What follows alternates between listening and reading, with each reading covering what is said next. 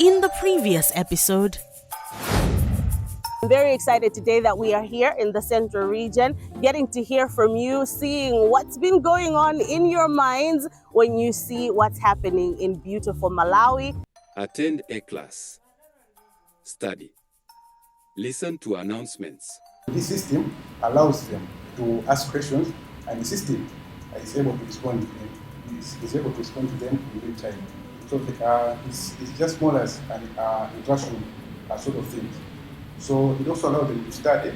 So they can just send an SMS message to Malawi, and if they send an SMS message, so they will receive the data on how the system or on how the funds have been used.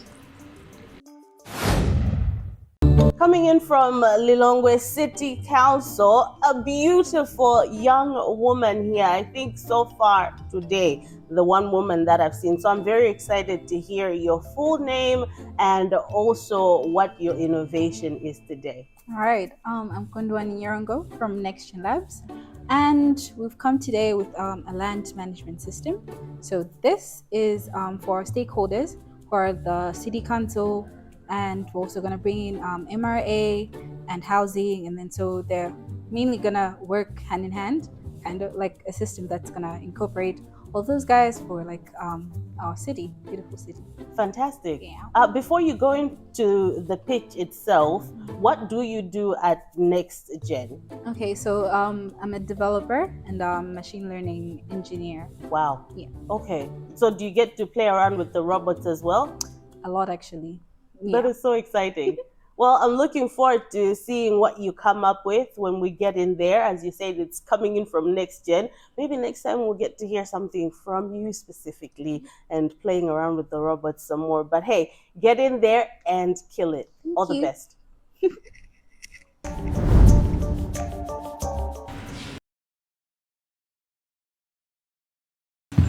So, come to you today with our land management system. So this land management system leverages machine learning and AI that and it also enables stakeholders such as the city council, the MRA, and also housing to manage property payments in real time. So that's just what you can see in your video, just taking you through that system. So our prototype has been trained and classified using a part of Area 47, which is Sector 1. And it's been classified, we have properties that are commercial, residential, and industrial. So we're also currently able to check payments or the payment statuses of properties across the Area 47 region with real-time updates. So we're also able to search and classify properties and check when the payments are actually due. So for our future versions, our next versions, so we hope to integrate all payment systems, which include banking, mobile banking as well, and we also hope to link all systems. So this includes all systems of stakeholders into one thing, which include the NRD as well for the people, the landowners who actually relate to the system as well with the property. We also link them together with all the city council, the MRA, and also the housing department. So the problem that's really being solved here is a timely reminder of payments to all stakeholders, and also data cleaning and linkage of the land management systems across the country. So mainly,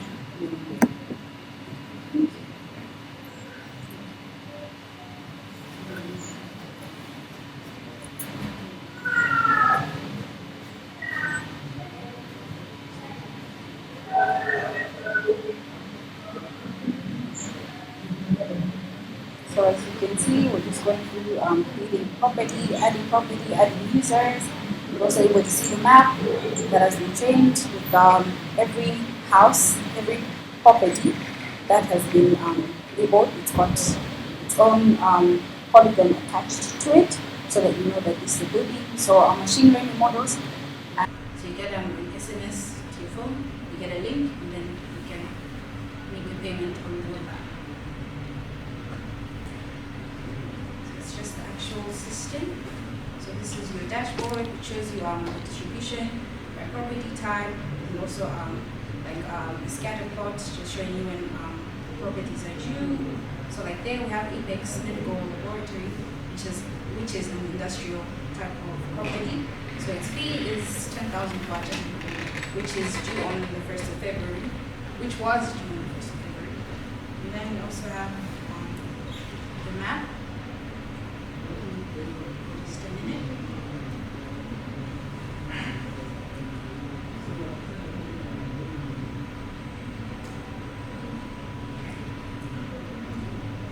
So we have our map there, and we're able to see some of the property like that. We have Fika Eatery, and it hasn't been paid for. It's a commercial type of property. We have its location, and it's colored green. So we can also search for property. Say I want to search for Next Gen Labs.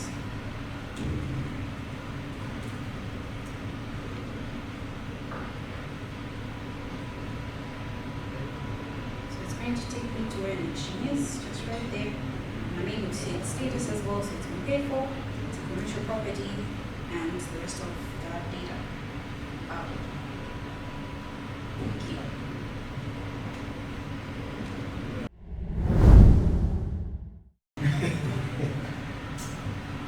Yeah, so in sum, thank you very much for your work on this question.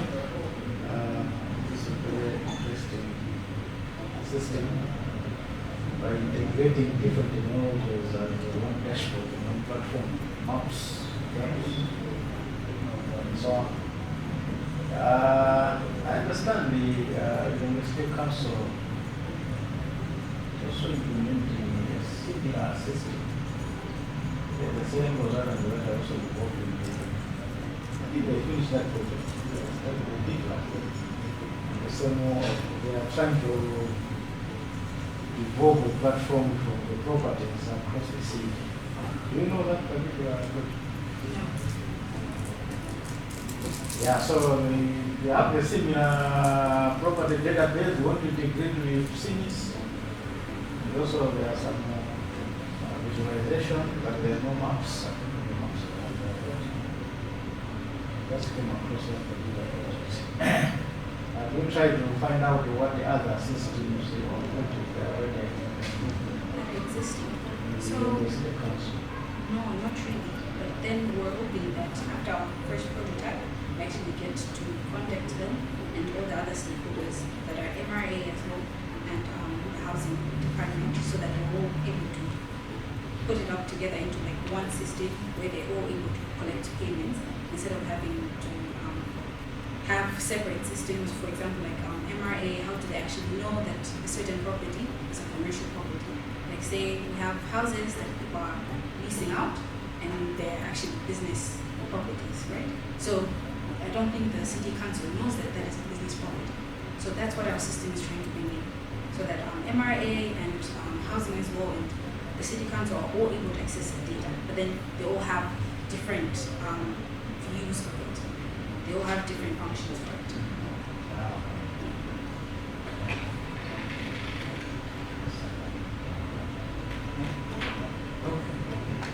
Thank you, Rodney, and extension to Next Gen Labs as well to apply such emerging technologies to problems that the city is facing. So it's quite impressive and eye-opener, honestly, the way things should be done in terms of advancing the efficiency that's required. I think my colleague has already mentioned one of the comments that I was about to make, because it is quickly going to the city council website where that consultancy is there. But more importantly, I wanted to understand why do you only limit it to payments? Because using the power of satellites and emerging technologies, as you mentioned, this would be really useful in cleaning up city planning, which is a big challenge I feel for the city currently. Why did you guys think of bringing up that aspect? Because currently every agent is selling plots left, right, and center without, the city being able to control. I felt like this would be an avenue that would also help with that. How do you also, as a second question, how do you plan to overcome the weak accuracy system that we have in the country? I know MACRA is working quite hard to bring accuracies across every property that we have. So how does that affect the system? And maybe an extension to that would be data validation. Where are you sourcing all this data in terms of, okay, this is where next gen lab is, I use Google Maps, so how do you validate that indeed this property is what it is? Because yeah, when you use Google Maps to go to your favorite restaurant, it takes you to the next street or whatever it might be, the place is closed or, and so on and so forth. So those are just my questions. So I'll start with the one that you just asked for validation. Yeah. So currently, we don't have much property that's already been put out in public, right? Or public access. So we integrated a part where we actually have to manually, where you actually have to manually input that data. Because say that we actually grow the system and to its full functionality. So obviously there'll have to be the aspect of data collection. So when they're collecting that data, we'll have to get the actual location of the property and also who owns it and things like that. So like when you're adding property, you do get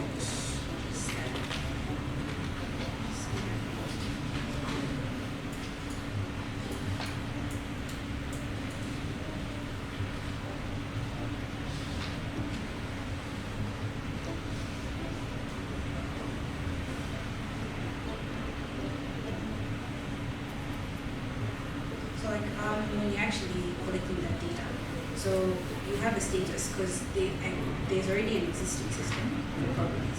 So for them to actually easily integrate what's already there with this, so they'll be able to just enter the name and its status, its current status, the type of property that it is, and its actual location. So all of that will actually just pop up to our database. So you'll be able to see it on the map.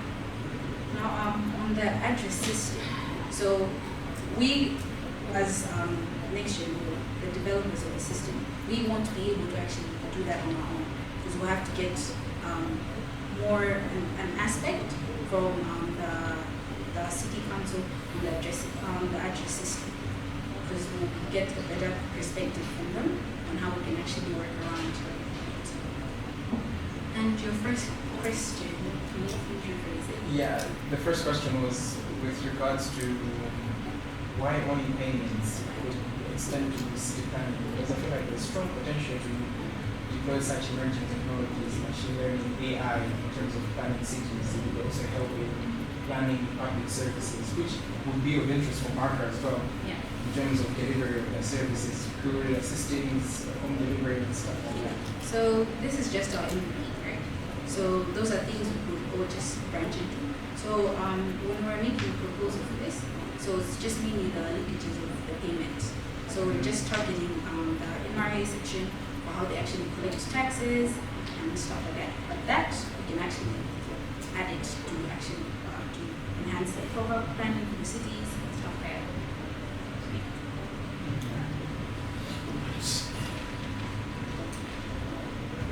Thanks so much. It's a very good presentation. The next cities are starting to do.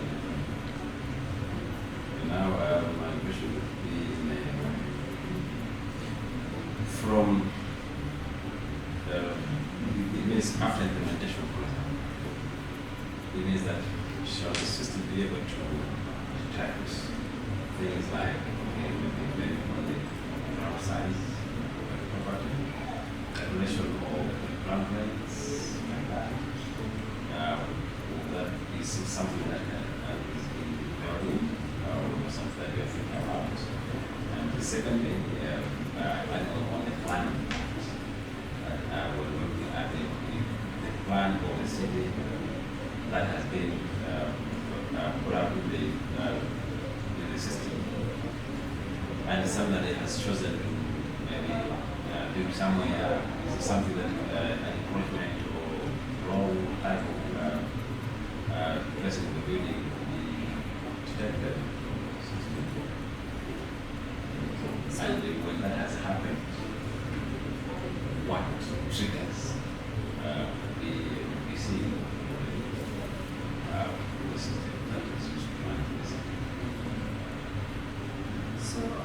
Firstly, the first question, right?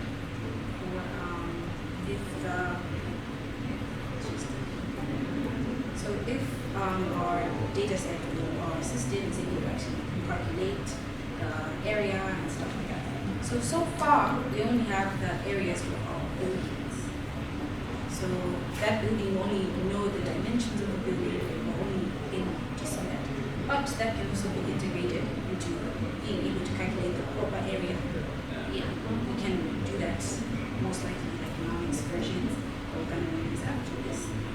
And the second question, Planning. the planning of it. Yeah. So like we said earlier, right? So this we have currently we have 3 categories, which is residential, commercial, and industrial.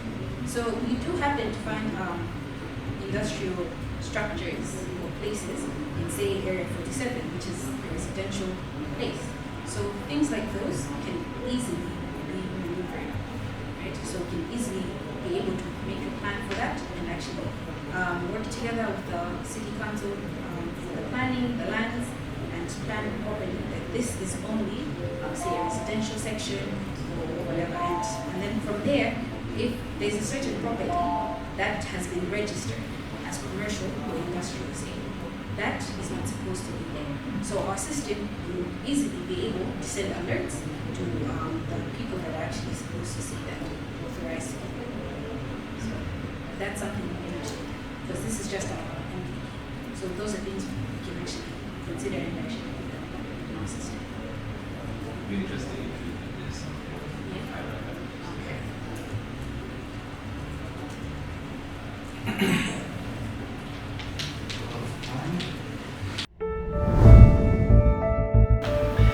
It's not addressing the main challenges that the cities are facing at the moment. Especially, there are several things that happen within the city.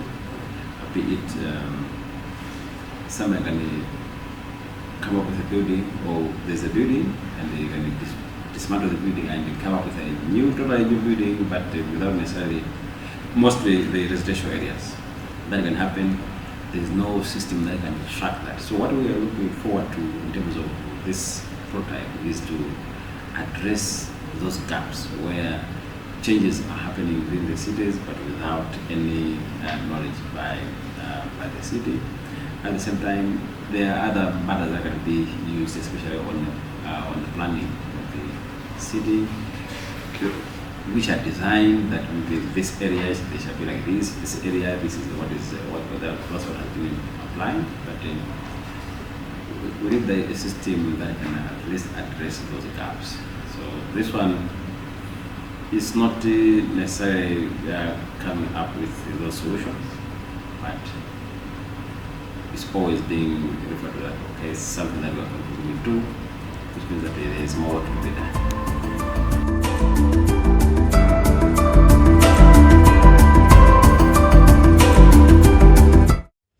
Muuni Fund is here.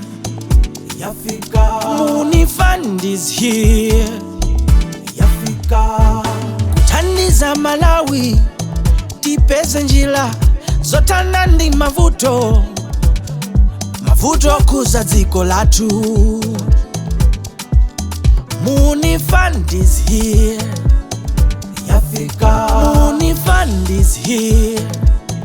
Yafika. Kuthandiza Malawi tipeze njira zotana ndi mavuto omwe amagwa mdziko lathu. In our next episode, students who have written maybe from 4, most of the students in rural areas, they fail to have an access to advocates. So on a regular basis, we'll be updating that section to provide maybe advocates to do with the maybe university selection. So Muuni Fund is here. Yafika. Muuni Fund is here. Yafika. Kuthandiza Malawi tipeze njira zotana ndi mavuto kuza dziko lathu. Muuni Fund is here. Yafika. Muuni Fund is here. Yafika. Kuthandiza Malawi tipeze njila. Welcome. Congratulations for making it to the regional level. Please tell us your full name and, of course, the council that you are representing here. Thank you so much. My name is Temba Gamanga. I'm from Doha and I'm representing Doha Council.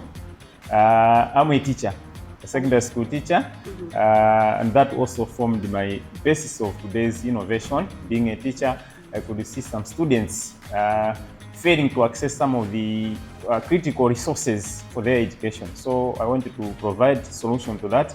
So I came up with a ladder app, which is aiming at providing students with various resources, including those with special needs. Oh, I love that. I love that you've included the special needs part. The app is called The Ladder. Ladder, yes. I love the name. Thank you. All the way up. Yeah. I hope to see you at the top. Thank you. Good luck. Thank you.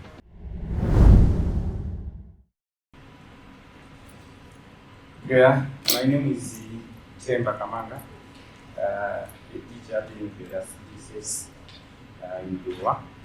I've come to present my prototype known as Ladder.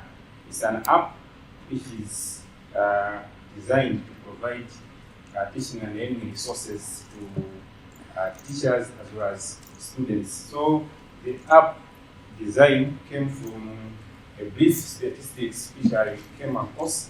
For example, according to Malawi Education Statistical Report of 2023, it showed that 49% of schools have a library in Malawi and only 44% audio materials are available for special needs. There is also an even distribution of student text ratio.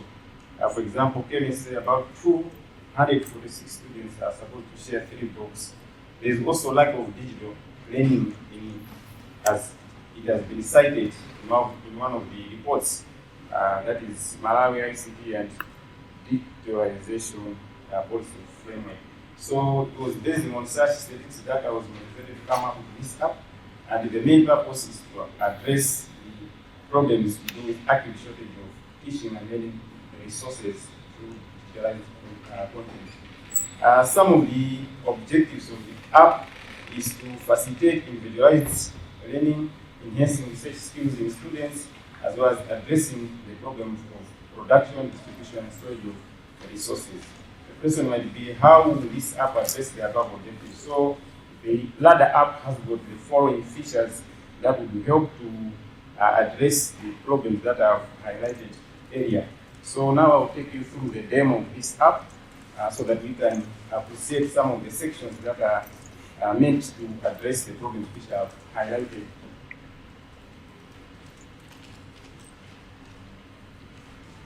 So that is an app. So it has got sections of artificial intelligence where students can ask clarifications based on the concept they have come across. We have got also section of gallery.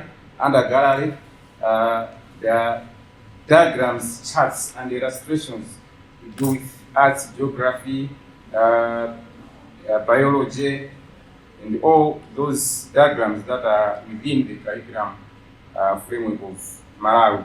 So we also have other sections such as videos. Under videos, students will also be able to watch videos on various topics, maybe in various subjects that they go through. And then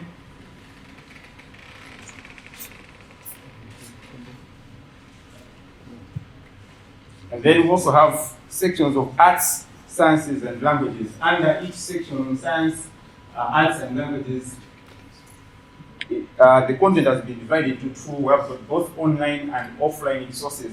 Under offline, we are giving opportunities to those students who may not have access to data, so they still access information despite that they are not connected to internet. And on online section, whenever they have got data, they can also access books, various books, maybe in chemistry, physics, biology. Maybe let me open one side. So Form 1, Form 2, up Form 4. For example, under Form 1, we've got agriculture, physics, biology, chemistry, and mathematics. So on each of those sections, they can access resources. And then we've got also another section of languages where we have English and Chewa. We also have another section, very important one, audio and sign language. I included that section to give chance to those with special needs.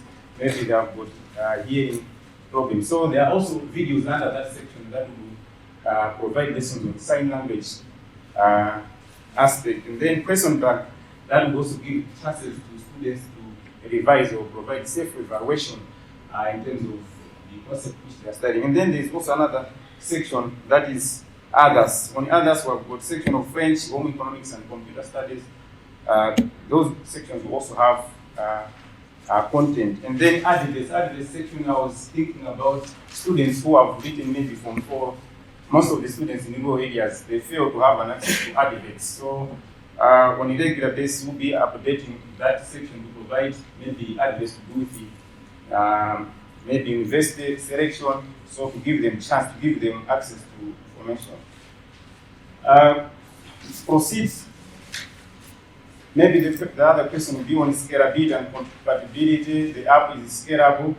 At this stage, my wish is to publish the app on Google Play so that I should enhance or increase its usability, and the app can also be replicated specifically for a particular institution.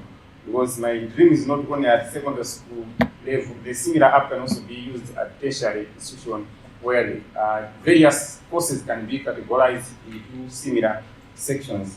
And then innovation and uniqueness, maybe what's the uniqueness of the app? This app is first of its kind to provide resources that align with our curriculum frameworks, and the only app that has managed to provide sections which are more inclusive. They are catering for every level at the secondary school level. And then we also have another aspect. Ladder App is an initial foundation towards promotion of digitalization amongst students in secondary school. And agree with me that as I'm talking, as a teacher for that matter, we don't have any exposure that is there in secondary school that will expose our students to interact with digital learning. And for the first time, teachers who are implementers of the curriculum also be taken on board in preparing content that will be fed into those sections. This differs with the past experience where teachers will be left aside whenever such technologies are being invoked. Commercial viability, the app can generate revenue through making it with some ads. Use of ads, these ads may contain educational advertisement, and a similar app can also be duplicated for other tertiary institutions who may also need the same app. And collaboration with companies to sponsor some features of the app, such as the advert section. That would be bookstores or online courses. Some of the companies that maybe sell books would also take advantage of this app by selling their books through advert section. And some app section can also be placed under in-app purchase, where the premium content will be provided to them if at all they want to buy.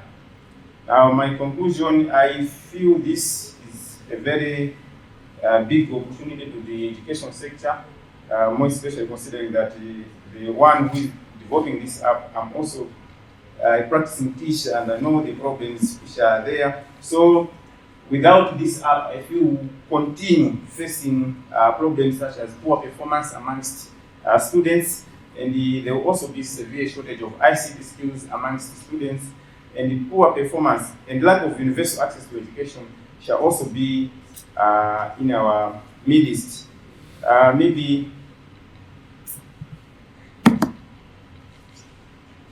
So to conclude, as I've already said, without this app, education shall still face problems in terms of access to teaching and learning resources. So that's what I can share for now. Thank you so much. Start with in the feasibility assessment that you did. You mentioned that we are targeting 1,774 secondary schools that would be targeted for this app. could you go on to look at within these 1,700 schools, how many people have got smartphones to be able to access the app? That's the first question. The second question is, you mentioned that within the app is also a question bank. So that's important. Who, number one, gets to moderate or answer these questions that will be posted in the question bank? And maybe an extension of that question would be, how is the content generated and uploaded to the app? Okay, start with the first question. The statistics which I provided, I did find out as to how many students have an access phones, but in general, of course, I did the same statistics from MEC reports, but the idea which I wanted to communicate is that almost every school needs to benefit from the app. But it has a question as to how they shall do that. I think on a phase basis, if at all the app would be adopted, I feel like by providing some tablets in such schools, an app can be installed in those tablets and thereby students to access. At the same time, those students that have phones at their homes, the next thing they are not so maybe the accessibility may not reflect the statistics which I have provided, but I hope it may reach out more students. Secondly, on the question bank, these are not necessarily questions that will maybe require an interaction, but they are just assessments. In secondary schools, we have so many textbooks. So, by the design of the app, we are planning to compile all those questions that are in those prescribed textbooks. So, who feed that data so that when these students are exposed to the content itself, they should also find time to have a reflection as to what they have managed to do. That's from sometimes. Yeah, the last question, please repeat the last question about how to complete. Yeah, I was referring to content generation. Who is it going to be? Is it going to be you to upload content for the geography class? Is it going to be you to upload content for the home economics class, and so on and so forth? Yeah, maybe taking into account the subject specialization in secondary schools. If this app is successful, I'm planning to hire the experts in those specialized subjects so that they should prepare the content itself, aligning with the curriculum. Then my role is just to get that content in the updated in the system. That's the issue of integration. Understanding the ministry is also promoting other platforms for the content of several schools. A good example is the Notes Master, where we have already the content developed by this experts. So I don't know how this particular app will be integrated with other platforms that ministry is also promoting. I feel having Notes Master already in place to our advantage. In other words, we are widening the base for the students to access the information. However, I used Notes Master one time, but the only challenge I had is it requires one to log in, register, and so on. So, Ladder app was simply to give an opportunity, just going straight to access the resources. But having Notes Master in place in the ladder, I think we are like integration, because the base now will be widened and we can easily collaborate, because Notes Master, maybe since its inception, there are best lessons that have been learned in terms of how useful it is. So maybe we borrow the same from what was observed when it was staged in the market and so on to incorporate it.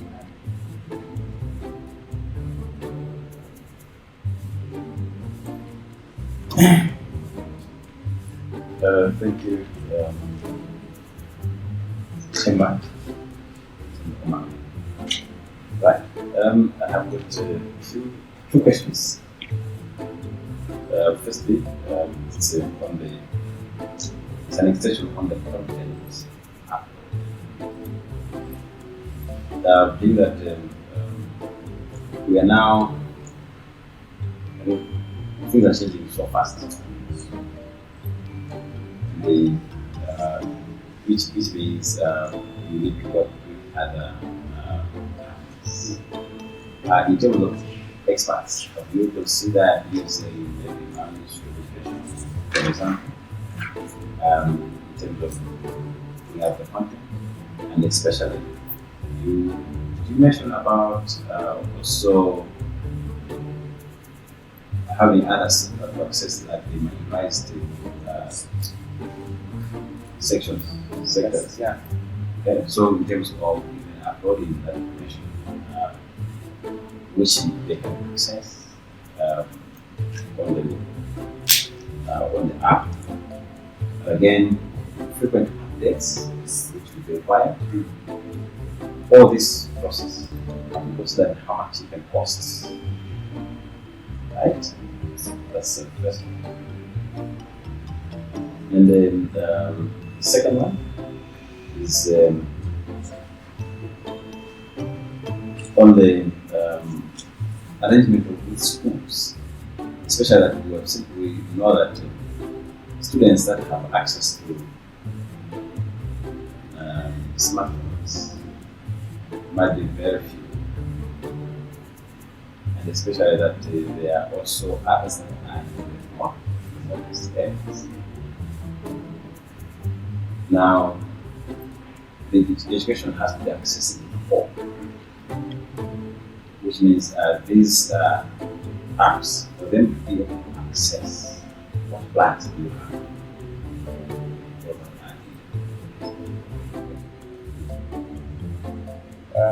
Thanks a lot for the question that was starting with the second one. We didn't have that information to say some schools are located in very remote areas and such they might not be able to access such technologies. But from my individual experience I have, I think to me I consider that it's a remote resource because putting it on the paper as to how much can be required to purchase materials or tools that will help this app to work. Maybe not so much cost. For example, I'll give maybe an aspect of buying tablets, for example, or maybe I should just give the example that I have already tried from the school where I'm coming from. The same app, we just divided the students into smaller groups. We have one project at our school. We divided students into small groups and they use an online repository in shifts. So you just make sure that whenever they are using that particular website, you should have a specific what do you want to do on that time in advance. So whenever they go into that room, that gives them maybe 10 hours. Make sure after hours you should be able to do this. So I believe that by procuring some tablets, even in remote areas, we may use power banks, for example. Power banks, or even 27 milliamps, would be just enough for a power bank to run throughout. And maybe the other person would extend that where they don't charge the power bank. You may as well use solar panels. Solar panels may purchase solar panels funded with watts of also may charge the power banks. So that's why I'm not mentioning much about laptops, but tablets will be a doable planning to. So I feel it's very much possible modest areas may have solar panels tablets plus the app. All right, so a teacher that's come in looking at innovation in his field, which is perfect because obviously he's got insight as to what they're lacking and where they could improve. Let me get some comments from you. Yes. Thank you very much. Yes, I think this is a good idea because we are talking about accessibility of education. And one of the challenges that we are having is the accessibility of materials. The printed version of materials are very scarce, particularly in our secondary schools, primary schools. If we can digitize these materials and put in a platform that people can access them anywhere, wherever they are, and also very easy to be helpful. However, it needs some detailed research, particularly on the existing platform. My worry is that if there is not much research, we are going to duplicate effort of creating content. Because some of these contents are already available in some platforms. If this particular app can be integrated with the existing platforms, it can be like a new channel of accessing such type of materials. For example, we have a Master. We have already content prepared. Is it possible that the app can integrate with the Master and people can access it using that particular app instead of going to a website or something? Okay. So accessibility and integration, not duplicating efforts. Do you think that our education system though is ready to go into the digital space? Because this conversation now, obviously, especially today when we've had so many people coming in and they're looking at education, are we ready? Well, some would argue yes, some would argue no, in my perspective. But despite us being ready, we should still kickstart that transition towards the digital age. And I think that would shift systems, the environment that support such to involve digital learning, digital education, content delivery, and so on and so forth. Yes, it might not be as inclusive as the traditional methods. Yes, it might be slightly expensive, but that doesn't justify the need is still there. So I think we need to strike a balance between the two and still transition towards the new age. That's it. From my experience, there are a number of digital projects that are being done at our education system. I think for the ministry, well, not there, but there are already some structures available. For example, we have the ODL directorate, which is also focusing much on digitalization. If you check the Ministry of Malawi Ministry of Education, also promoting digitalization. If you check on the science and innovation, science, technology, and innovation, and the ministry also promoting those digitalization. So I believe the will there, people are willing to have such type of systems. What is necessary is just the support. The support is available. I believe I thank you. You can go on and write your comments and rate the presentation itself. Up next. I'm designing or developing a website for the district council that will incorporate different sectors like health, agriculture, education, etc. Muuni Fund is here. Yafika. Muuni Fund is here. Yafika. Kuthandiza Malawi tipeze njira zotana ndi mavuto kuza dziko lathu.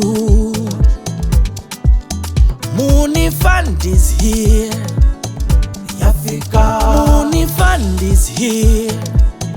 Yafika. Kutandiza Malawi. Welcome. Thank you for joining us. Thank you so much. And congratulations. You're welcome, madam. Please tell us your name and the council that you are representing here today at Muuni Pitch Program. I'm Patrick Luke Piri from Blantyre, but I'm representing Kasungu Municipal. Fantastic. Sure. What are you pitching on this morning? Today I'm representing the council in developing a website. So I'm designing or developing a website for the district council that will incorporate different sectors like health, agriculture, education, etc. And on this website, people will be accessing information about the council, and the council will also be accessing information about their communities. So there will be a forum whereby they will be exchanging data. At the same time, there will also be another platform whereby people will be buying and selling. Okay. Yeah, so it's like an e-commerce website.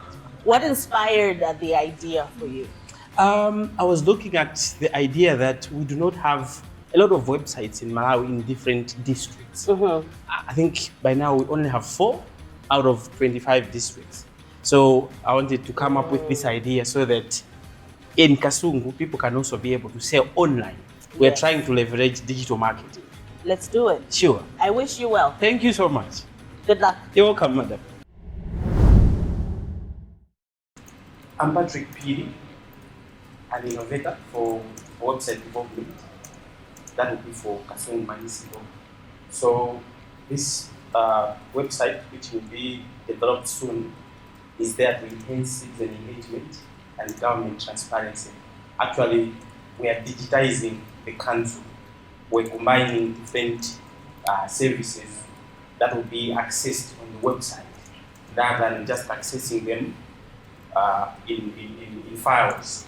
The key differentiators for this website development are that it will also be found in our local languages. There will be localization.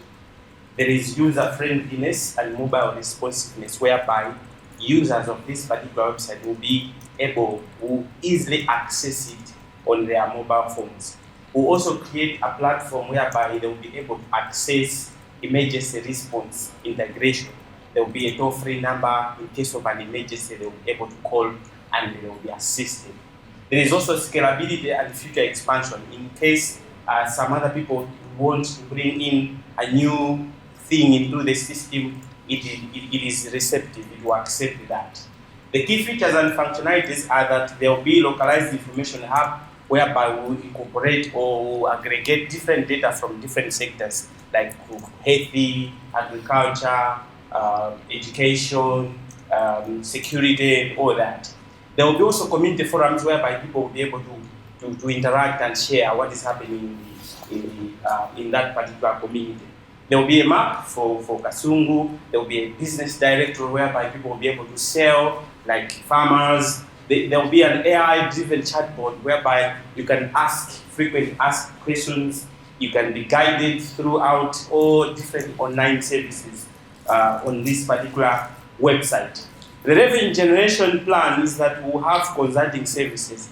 People will be coming, asking for maybe website development by looking at what we have already developed. There will be data monetization, whereby we'll be able to capture different data, and some organizations or the government itself might make good use of it. There will be a digital advertising. We'll invite different businesses to be selling on this particular website. We'll be charging them a little amount just for sustainability's sake. On the same note, there is already market demand for this website, in the sense that a lot of people are now using internet.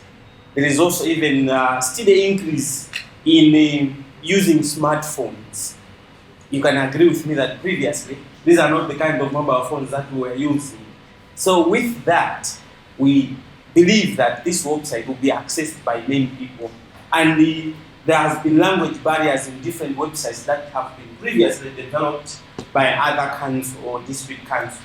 So this one will also incorporate a local language to make people understand.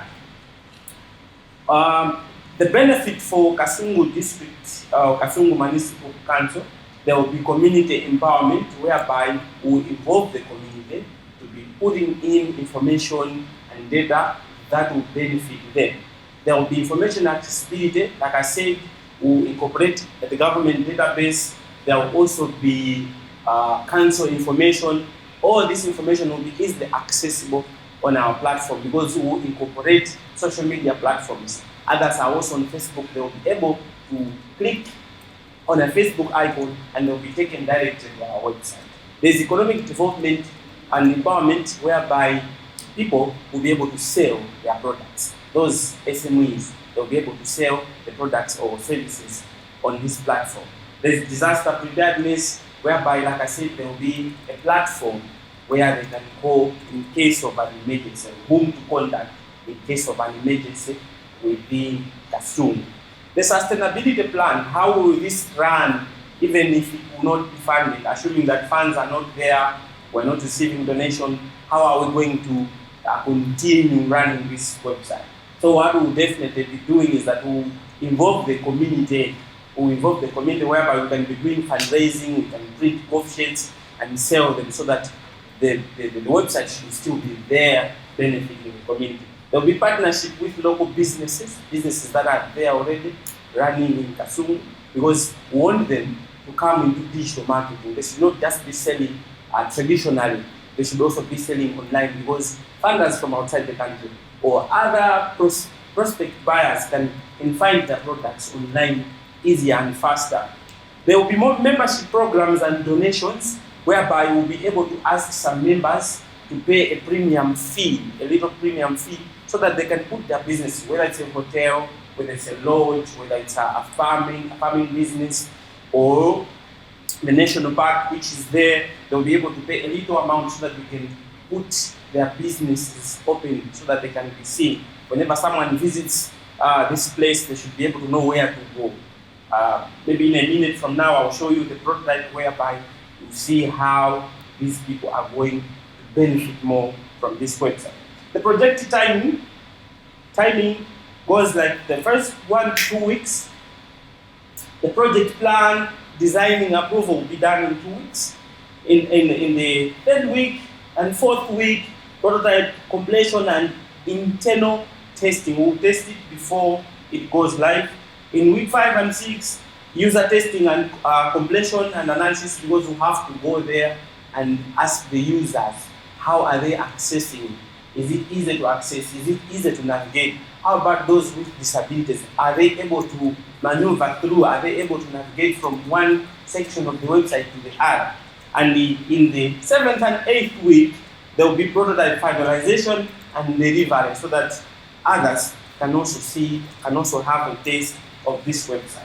In short, this is what we're going to develop in Kasungu Municipal, whereby we are planning to digitize the district. There will be different departments, data, there will be data by the government, there will be data by the community, like the businesses in that particular community. They will be selling products or their services. They will be able to check data which is provided by the government, different announcements, tenders, vacancies. They will also be posted there for that particular municipal. That's in Kasungu. In short, that's my innovation. Thank you, Mr. Patrick. Welcome. Yeah, we're happy to see us inspired to digitize to everyone. Yes. Yes. Right. Just wanted to find out 2 things for you. One is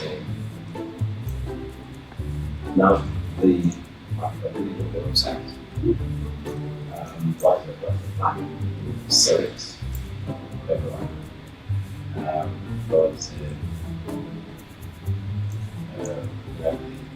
for them to be able to now buy in and make their products available on the website. What is the plan? Same on the website. 2, in terms of other activities, several to provide the information I remind you this is a government offices. So they have the big FDR officials, all the government hospital and also hospital. So what I want to do ensure that everyone comes to party and is provide make sure that understanding that the government website is there, but sometimes it may be different. It's what I want to do with the government website different from this website. The last thing is now inclusiveness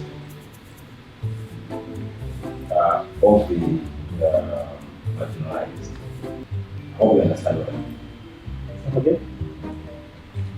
How shall the website be available to those that are saying visually impaired?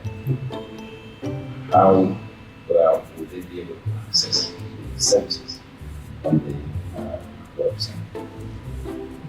Okay. I can come in? Yes. Alright, so in the case of marketability, I think I've also mentioned that area on that whenever we are done with this prototype, or at least in the middle of coding the prototype, we'll have to go to Kasum to at least find out from them what they actually want, because we're doing this with limited data, which we're only accessing through maybe forms or on the internet. You know, our internet doesn't have a lot of information about us. It's the people who are from outside that write about us. So it's like this time around, we want to write about our own things with people. So I would need to go there and find out from what actually they need. Is it just a website, or all these we are adding what they want? On top of that, we'll have to train them on what they want. Okay, because this is not a one-man show. Like I said, we'll be incorporating data from the health sector, from agriculture, from education. We'll need also them to be part and parcel. So they'll be trained on how they can use the platform or on how they can access. They'll be given access with limited rights because they may not be conversant with this technology stuff, but they'll be trained. Same thing with the people in the community who have SMEs, who also go there and do some few interviews and research and find out how best they can be accessing this. For those with disabilities, there will also be an access. We'll also look into that so that they can be able to find different information. They should also benefit from this. Yeah, Where exactly? Especially on the people with disability. Okay, it will depend on what disability we have. In the case of eye impairment, others may not be able to see what is here, or others are completely blind. So for those that are completely blind, we'll have to put a plug in that they will be able just to listen to the switch there and maneuver. We have got such websites. So we incorporate that feature into our website. For those that are partially impaired, then we have to work on the color codings, so that they should be able to view and navigate from one section of the website to the other. So we work on the colors and the font as well, so that they should also be accommodated in the same system. But like I said, these people will be trained. This is just the prototype. We'll take it to them. Are you able to see it? Okay. If not, we'll go back and rework up until these people are also good. Sure. You're welcome.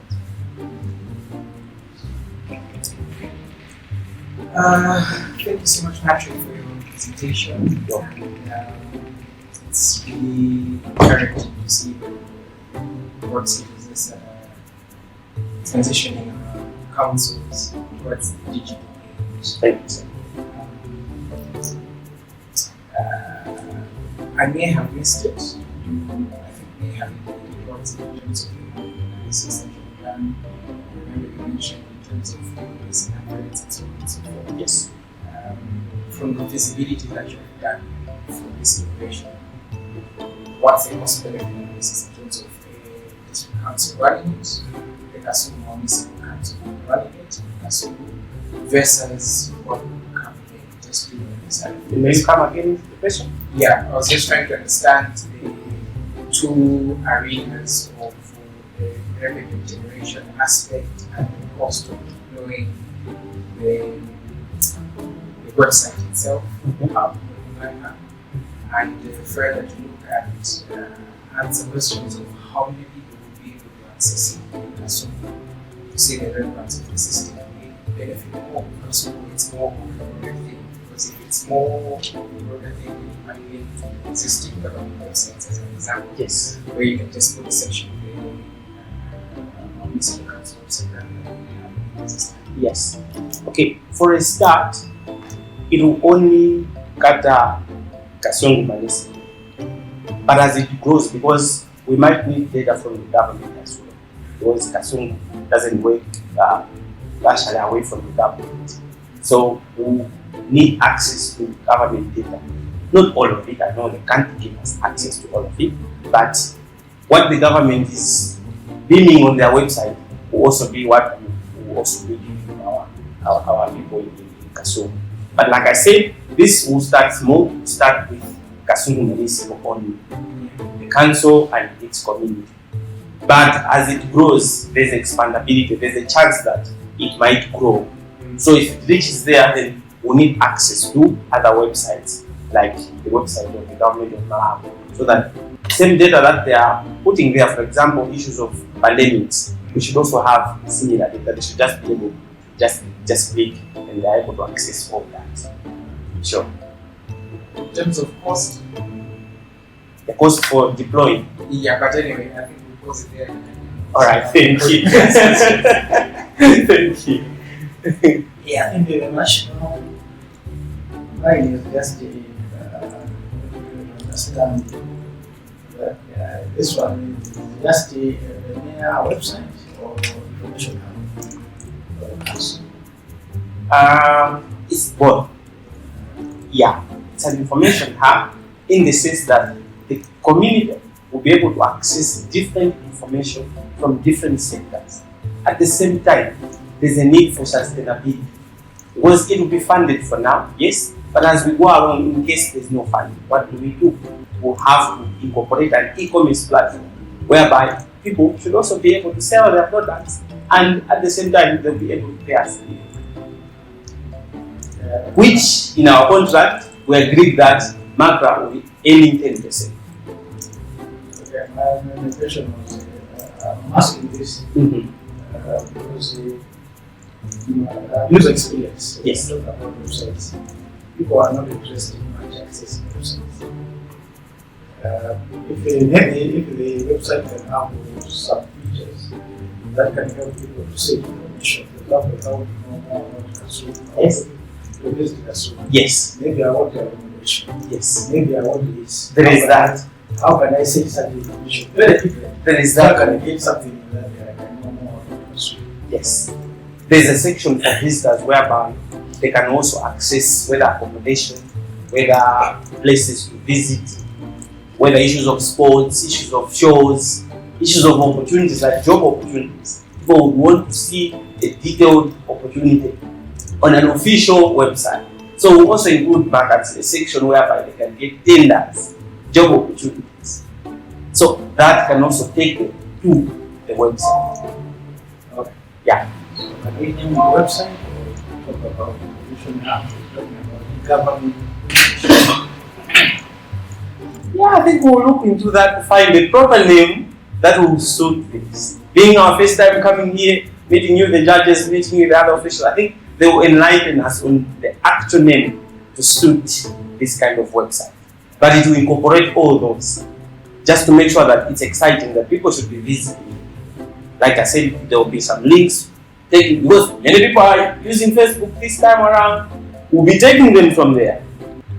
So they will come for them to see a lot of information, detailed information. Thank you very much. You're welcome.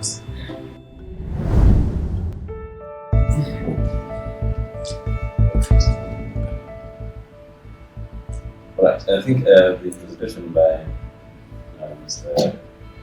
Patrick Perry is good direction, but I strongly believe that it's just a copy of what the government is already doing, because the services studying the public sector can be found in the government. However, I think the innovation where they shall be more information, like which is more detailed, is what we want. So that maybe each and every district council will have their own, I don't know whether it be website or whatever, but the menus will be decided. But I think it's a good initiative, so that we can know about a certain particular district just by open our fingertips. So it's a good initiative, but it's not the original innovation. It's something that is going to happen, but it's just a